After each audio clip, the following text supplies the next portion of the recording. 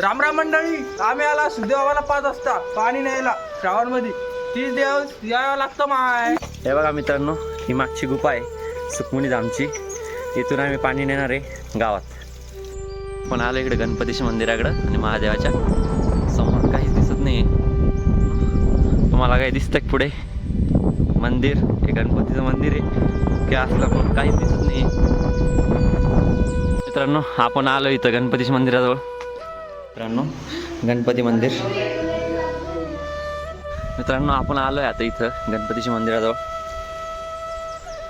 आता चाललोय महादेवाच्या मंदिराकडे.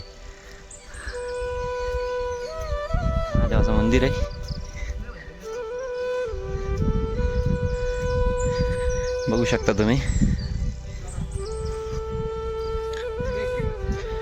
इथं महादेवाचं मंदिर आहे.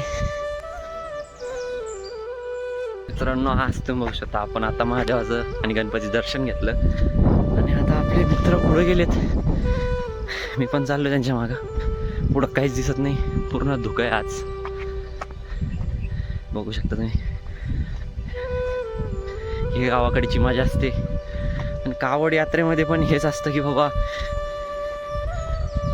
30 दिवस या, 30 दिवसात वेगवेगळे अनुभव घडतात.